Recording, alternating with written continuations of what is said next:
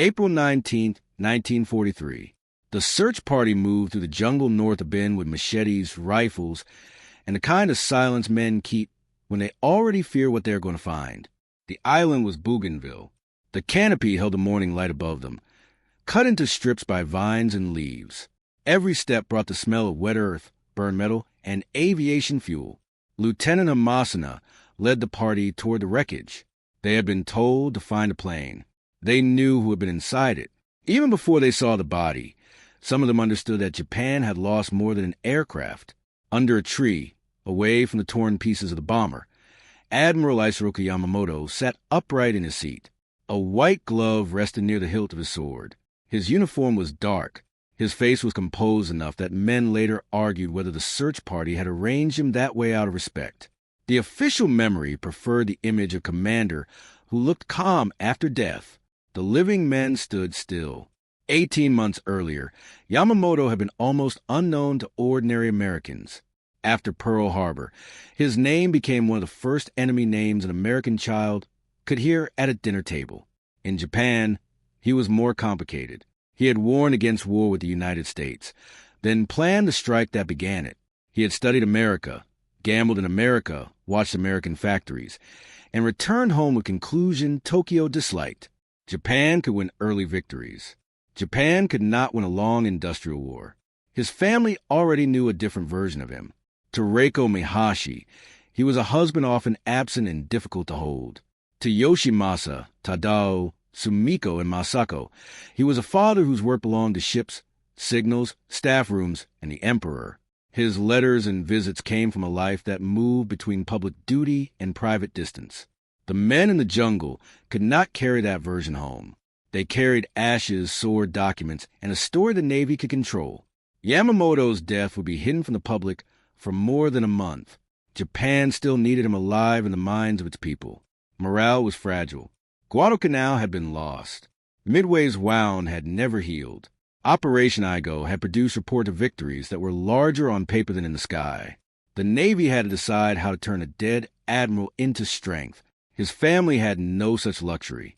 For them, April 18th had already done its work. A man had gone into the South Pacific and would never return to the house. The family altar, or the private arguments that had followed him long before America knew his name. That difference between public and private death is the reason this story cannot end at the crash site. The interception was a military success for America and a command disaster for Japan. Inside the family, the same event became a locked room. The nation would receive Yamamoto in measured phrases, posthumous honors, and a funeral procession. Reiko and the children received absence first. They had to absorb the fact before the country was even permitted to speak it aloud. The Navy could delay an announcement. A household cannot delay the empty place at dinner, the stopped correspondence, the knowledge that the last goodbye had already happened without anyone recognizing it. The official story would soon place Yamamoto beyond ordinary grief. His family met the ordinary part immediately. A husband and father had left on duty, then became ashes in the custody of men in uniform. If you're enjoying the story so far, don't forget to hit the like button and subscribe. Drop a comment telling me where in the world you're watching from. I love hearing from you. Yamamoto was born in Nagaoka in 1884 as Isoroku Takano. His father was 56 when he was born, and the name marked that fact. He grew up in a region that remembered samurai defeat, snow, pride, and old household discipline. Later, when the Yamamoto family needed a male heir, he was adopted into that line and took the name the world would remember. In 1918, he married Reiko Mihashi. Marriage did not turn him into a simple family man. His career was already moving beyond the reach of any quiet home. He went to Harvard after the First World War, then returned to America as a naval attaché. He traveled, observed, played poker, learned how Americans thought, and became fascinated by the scale of American oil, steel, and production. Reiko stayed tied to the household side of a naval life. The couple had 4 children, 2 sons, Yoshimasa and Tadao, and 2 daughters, Sumiko and Masako. Their father belonged to them by blood, but the Navy claimed as ours his temper and much of his loyalty. Even at home, the fleet was never far away. A senior officer in Japan did not live only as a private man. His household lived under his rank. Yamamoto's public image hardened through the 1930s. He opposed the tripartite pact with Germany and Italy. He resisted army extremism. He warned that war with America would become ruin if it lasted too long. Extremists threatened him for those views. Some officers believed he was safer at sea than in Tokyo. Command of the combined fleet became a promotion and a shield. That move changed a family's life. Reiko's husband became the man carrying Japan's most dangerous naval command. His children became the children of a commander whose enemies were no longer only foreign. In Tokyo, right-wing assassins had killed or threatened public men before. A family could not ignore that climate. Doors, callers, whispers, and newspapers carried their own pressure. Then came Pearl Harbor. On December 7, 1941, the attack that Yamamoto had pressed into existence reached Hawaii. American battleships burned. Japanese newspapers celebrated. The admiral's name rose into a different category. He was no longer only a naval officer. He became one of the men attached to Japan's gamble for survival and empire. At home, that fame did not make life lighter. A famous father creates a public household. People ask what the commander did. They also ask what his wife knows, how his children behave, how the family carries honor. The Yamamotos had to live beneath praise that already had fear inside it. If Japan won, he would be honored. If Japan failed, the same name could become a weight. By 1943, the weight was already growing. Midway had taken 4 carriers. Guadalcanal had drained men and aircraft. Japanese communiques still sounded confident, but private officers knew the war was moving away from the clean victories of 1941. Yamamoto kept working inside that knowledge. He kept schedules. He kept discipline. He kept his habit of punctuality. That habit led the Americans to him. The children were still young enough in 1943 for the loss to shape the rest of their lives. Yoshimasa was the eldest son, old enough to understand the public weight of his father's name. Sumiko and Masako were growing up in a society that demanded composure from daughters of a high officer. Tadao, the younger son, still belonged partly to childhood when the state turned his father into a national death notice. They did not inherit a normal bereavement. Most children lose a father inside a circle of relatives, neighbors, and school friends. The Yamamoto children lost theirs through newspapers, naval guards, official callers, and ceremonies that belonged to millions of strangers. Even sympathy had rank attached to it. Even silence could feel supervised. On April 13, 1943, Yamamoto's inspection schedule moved through Japanese naval channels and code. Departure from Rabaul. Arrival near Bougainville. Times, aircraft, route, escort. The signal had the kind of precision staff officers like because it allowed subordinates to prepare correctly. It also gave the enemy enough detail to set a trap. American listening stations caught the message. At Frupak in Hawaii, code breakers worked through the Japanese naval cipher traffic. They had broken enough of JN 25 to read what mattered. The same intelligence war that helped the Americans at Midway now delivered Yamamoto's itinerary.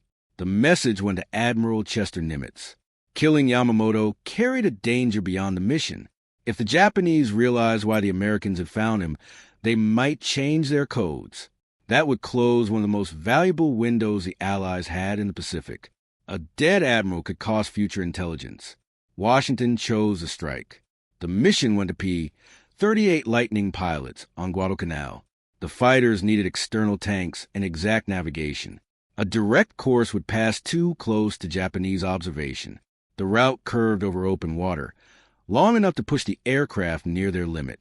The pilots would have only minutes over the target before fuel became a problem. Major John Mitchell planned the interception with a watch, compass, maps, and mathematics. At 7:10 in the morning on April 18th, the P-38s lifted off. They flew low over the water in radio silence. Waves beneath them, empty Pacific around them. At Rabaul, Yamamoto boarded his bomber almost on schedule. A final photograph caught him raising his hand to pilots. He wore field green, not ceremonial white. Men had warned him about the risk of the trip. He went because he believed commanders kept commitments. At 9:34, after hundreds of miles of dead reckoning, Mitchell's flight reached the interception area almost exactly on time. Two Betty bombers appeared with 0 escorts. The fight lasted seconds where it mattered most. Captain Tom Lanfer turned toward the escorts. Lieutenant Rex Barber cut toward the bombers. Barber attacked the lead aircraft from behind, firing into the engine, fuselage, and tail. The bomber fell into the jungle. Another bomber went down nearby. Vice Admiral Mato Magaki survived the crash of the second plane. Yamamoto did not survive. The pilots returned to Guadalcanal with damaged aircraft and uncertain claims. One man, Raymond Hine, did not come back. In Pearl Harbor, the confirmation arrived in coded language. A peacock had been bagged. Japan's Navy now had to tell Yamamoto's family. The first message a family receives in war is often smaller than the event itself. A sentence, a visit, a uniformed man at a door, a phrase chosen to soften a fact that cannot be softened. For Reiko and the children, the great coded war of the Pacific came down to a household blow. Their husband and father had been killed in the air. The country would be told later that uncertainty followed the mission home. The men who had flown it knew only fragments. They had seen bombers, escorts, smoke, jungle, and an empty space where Raymond Hine should have been. The intelligence officers knew more than they could say. The family would hear even less. The very reason Yamamoto died had to remain hidden because the broken code was more valuable than any public explanation. So the first version given to Japan could never be complete. It could speak of death in action, sacrifice, and devotion. It could not say that an admiral's schedule had been read in Hawaii, carried through command channels, and turned into a meeting point in the sky. Yamamoto's family lost him inside a secret they were not allowed to know. The secrecy also protected the Americans from their own success. If Japan had changed the cipher after the shoot-down, other ships, convoys, and air groups might have moved behind a darker curtain. The operation had killed one commander and preserved a wider intelligence advantage. That calculation belonged to headquarters. A family could not mourn inside such arithmetic. Reiko and the children were given the result, while the cause stayed locked in files and guarded rooms. The Navy did not announce Yamamoto's death immediately. A commander can die in battle, but a symbol must be managed. Japan in April 1943 was no longer the Japan of December 1941. The public had been told of strength, sacrifice, and victory. News of Yamamoto's death would travel through that public story like a crack through lacquer. The family knew before most citizens did. That gap matters. For weeks, Reiko and the children had to live with a death the nation had not yet been allowed to mourn. Outside the family circle, ordinary people still imagined Yamamoto at the head of the combined fleet. Inside the house, the admiral was already gone. His remains were cremated near Ben. The ashes came back to Japan aboard the battleship Musashi, his last flagship. The ship itself carried the symbolism the Navy wanted: steel, ceremony, silence, and a return worthy of the commander whose plane had fallen in jungle. On May 21st, 1943, the government announced his death. Japan grieved in public. Newspapers carried the loss. The official story emphasized duty and sacrifice. It did not emphasize a broken code. It did not tell citizens that American fighters had waited because American intelligence had read the schedule. That fact remained hidden, and the Japanese Navy accepted the cover story long enough to keep using the compromise cipher. On June 5th, Tokyo held a state funeral. Crowds gathered. Military men stood in formation. Ashes, medals, banners, incense, and speeches turned Yamamoto into something larger than the difficult man his family had known. He was posthumously promoted to Marshal Admiral. He received the Order of the Chrysanthemum. Part of his ashes went to Thomas Cemetery in Tokyo. Part returned to the family ground at Chukuji Temple in Nagaoka. The division of ashes matched the division of his life. Tokyo claimed the national commander. Nagaoka claimed the son of a local family. Reiko and the children stood between those claims. They had to mourn a husband and father, while the state used his death to steady a nation at war. A public funeral can bury a private man under ceremony. Yamamoto's family had memories no speech could use. They knew his absence at meals, his letters, his temper, his jokes, his love of games, his habit of calculating risk. They also knew the distance inside the marriage. Reiko had lived beside a man whose emotional life did not stay fully within the home. After the funeral, the family name remained protected by wartime reverence. That reverence had limits. A dead hero can shield a family for a time, but war keeps moving. In 1944, American bombers reached more Japan. In 1945, cities burned. The Navy that had honored Yamamoto lost ships, crews, and the ability to stop the American advance. Musashi, the ship that brought his ashes home, was sunk in October 1944 during the Battle of Leyte Gulf. The symbols were falling one by one. By August 1945, Japan surrendered. The family of Pearl Harbor's architect now lived in a defeated country occupied by the enemy he had warned Japan could not outlast. The procession gave citizens a way to grieve without asking why the war was going badly. A funeral can discipline emotion. It tells people where to stand, when to bow, what words to use, and which parts of man's life should be remembered in public. Yamamoto's doubts about a long war with America had no place at the front of that ceremony. The state needed the obedient commander, the fallen marshal, the dead guardian of the fleet. Reiko stood near a version of her husband polished for national use. She knew the private man was rougher than the ceremonial portrait.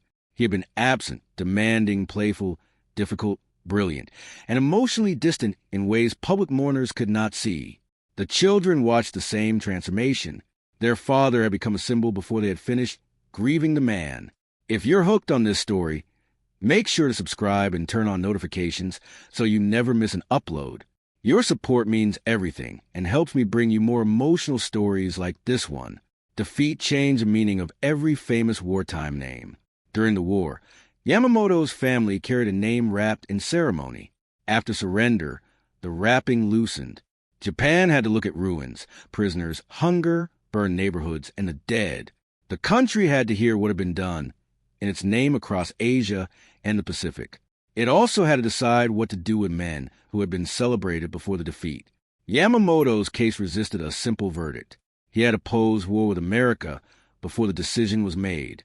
He had warned that Japan could not win a long struggle. He had also planned Pearl Harbor, an attack that killed thousands and guaranteed the fury of the United States. His family inherited both facts. Neither erased the other. Reiko became the widow of a hero in one telling, and the widow of the man Americans blamed for Pearl Harbor in another. His children carried the surname into a Japan that no longer trusted wartime glory in the same way. A famous father can open doors. In defeat, fame can make every room smaller. People remember before they know the person standing in front of them. They hear the name and fill it with their own anger, respect, curiosity, or judgment. The family did not become a ruling dynasty. No son replaced him at the head of a restored fleet. The Imperial Japanese Navy itself ceased to exist. The empire that had claimed his service vanished into occupation, reform, trials, and a new constitution. The Yamamoto household had to survive without the world that had made his rank meaningful.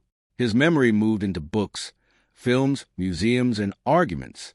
Some Japanese remembered him as the officer who understood America better than the extremists around him. Some Americans remembered him as the man behind the surprise attack. Historians kept returning to the same tension, a commander who saw the danger and still built the opening blow. Families of famous dead men often lose control of the dead. Every writer takes a piece. Every ceremony chooses an angle.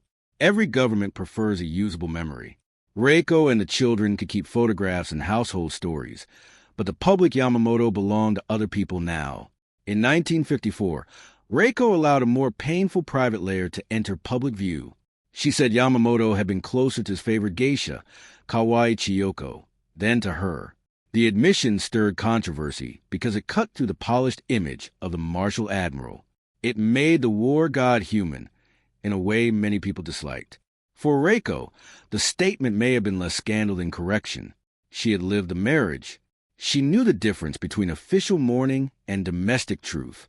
The state had taken her husband and made him a banner. The public had bowed before his ashes. A widow is sometimes left with a part of the man that ceremony cannot carry. The children had to live through that too.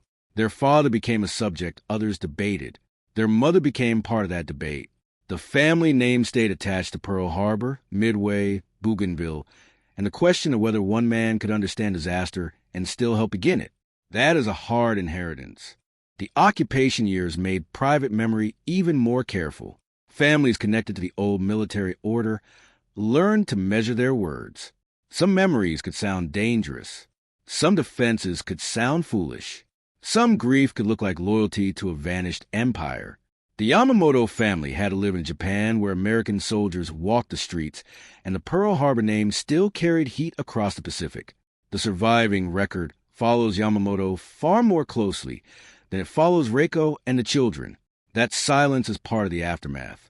Public history wanted the admiral, the code breakers, the P-38 pilots, the funeral, the controversy over who fired the fatal shots. The family lived in the margins of those accounts. Their lives continued, but most documents turned their faces back toward the dead man. During the last year of the war, the household faced the same danger that reached ordinary Japanese families: air raids, evacuation shortage, and the collapse of routine. The Yamamoto name did not stop hunger or fear. It could not rebuild a burned city or make the future easier for young people growing into defeat. A Marshal Admiral's widow still had to make practical choices in a country running out of safe places.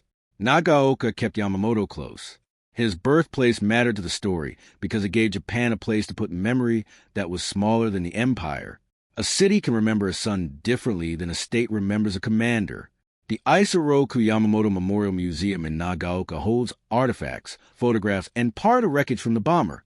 Visitors see the man through objects: uniform, portrait, letters, fragments, remains of the aircraft that fell through the jungle canopy. Objects make memory easier to enter. A wing fragment is plain. Metal was torn. A plane was hit. A commander died. A visitor can stand before it without deciding everything at once. That is why museums matter after wars. They give people a room where grief, pride, blame, and curiosity can occupy the same space for a few minutes. The family story is harder to display. A widow's silence does not fit inside a glass case. A child's unease under a famous surname has no clean label. A dinner table after the funeral leaves no artifact unless someone writes it down. Much of what happened to Yamamoto's family after his death happened in the slow places where public history rarely looks. They carried the dead man's name through American occupation, post-war poverty, and Japan's long effort to rebuild itself into a country officially separated from the militarism that had consumed the empire. Yamamoto's own remains were divided between Tokyo and Nagaoka. His memory was divided even more widely. Americans debated the legality and morality of Operation Vengeance. Pilots disputed credit for the kill. Intelligence officers protected the code-breaking story. Japanese writers wrestled with the admiral's warnings and decisions. Filmmakers gave him a face for new generations. The museum held his objects.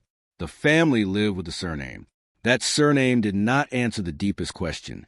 Was Yamamoto a tragic realist, an obedient servant, a plan of aggression, or a man trapped by the institution he served? His family could not escape the question, but they were not responsible for settling it for everyone else. A family does not inherit guilt in the same way it inherits a name. The children did not plan Pearl Harbor. Reiko did not send a coded schedule. They did not choose the war. Yet the world often treats families of famous commanders as if they are extensions of Commander himself. People look at them and expect a confession, a defense, or a ceremonial pose. What they received instead was a long afterlife of association. Yamamoto's death gave Japan a funeral. His family received a future shaped by absence. Every anniversary could reopen the wound. Every article could bring the house back into the public eye. Every retelling of the shoot-down could make the private loss feel newly claimed by strangers. The wreckage stayed in Bougainville. Part of it came to Nagaoka. Part of it remained under trees. That split feels close to the family's own fate. Some of Yamamoto was carried home, named, honored, and placed in public memory.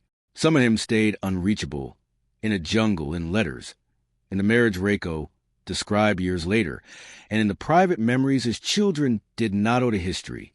Yoshimasa later contributed to that memory by writing about his father, giving readers a closer view of the family table than most military histories could offer. Even then, the balance was delicate.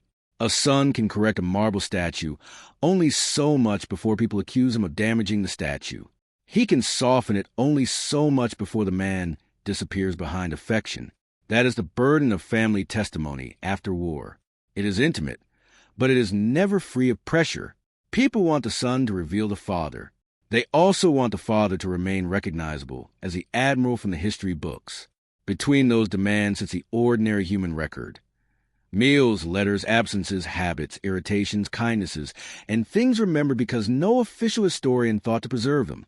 America shot down Yamamoto because he was valuable. Japan mourned him because he was useful. His family missed him because he was theirs. Those three facts rarely fit together cleanly.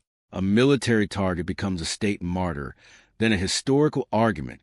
A household receives the empty chair. For Reiko, the aftermath meant widowhood beneath a public gaze. She had to stand near a national myth while knowing the marriage behind it had been imperfect. Her later statement about Kawaii Chiyoko did not destroy Yamamoto's reputation. It made the reputation less polished and more human. For Yoshimasa, Tadao, Sumiko, and Masako, the aftermath meant growing older with a surname other people recognized before they recognized them. Their father would be praised, blamed, studied, dramatized, and corrected by people who never sat at his table. They had to carry a memory that did not belong only to the family. For Japan, Yamamoto became a safer figure than many wartime leaders because he could be remembered as the man who had warned against the very war he helped begin. That memory gave post-war Japan a way to grieve defeat without praising every part of the road that led there. The danger lies in making him too clean. He knew America's strength. He understood oil and industry. He saw that a long war would punish Japan. When Japan chose war, he planned the attack that made negotiation almost impossible and helped turn the Pacific into a killing ground. His family inherited the contradiction in human form. No state funeral could solve it. The ashes at Thomas Cemetery and Chukaji Temple marked where the body went. They did not settle what the name meant. The wing in Nagaoka gives visitors something to look at. It cannot speak for Reiko. It cannot tell the children how to answer when someone asks what it felt like to be Yamamoto's son or daughter after 1945. The cleanest answer may be the hardest one. They lived. They lived with honor given by some, anger held by others, curiosity from strangers, and a private loss that never belonged to the crowds at the funeral. They lived while his plane became wreckage, his command became history, and his warnings became lines repeated by people trying to understand how a man can predict disaster and still help set it in motion. On April 19, 1943, the search party found a body under a tree. Japan found a symbol. America found proof that its code breakers could reach even the highest enemy commander. Yamamoto's family found beginning of a life lived after the admiral, after the flags, after the funeral drums, after the empire that had taken him into service and sent his ashes home aboard a battleship that would soon be gone as well. The public story ended with a salute. The family's story lasted longer. That is the part a title rarely holds. After America shot him down, Yamamoto's family did not receive one clean fate. They received layers. First came military secrecy, then national mourning, then defeat, then occupation, then decades of books and films that returned to the admiral while the family remained at the edge of the frame. The answer is smaller and heavier than legend. Reiko became a widow carrying both public honor and private hurt. Yoshimasa, Tadao, Sumiko, and Masako became children of a man history would never leave alone. They did not choose Pearl Harbor, the coded itinerary, the P-38s, the funeral, or the arguments that followed. They were left to live beside all of it. That is why the family's aftermath matters. It pulls the story away from the clean violence of the interception and back into rooms where no camera was waiting. The famous death lasted minutes. The official mourning lasted weeks. The private aftermath lasted for the rest of their lives, in the way a name is spoken, avoided, defended, or carried quietly through another ordinary day. Thank you so much for watching until the end. If you loved this story, check out the other videos on your screen now. I think you'll really enjoy them. And don't forget to subscribe if you haven't already. See you in the next story.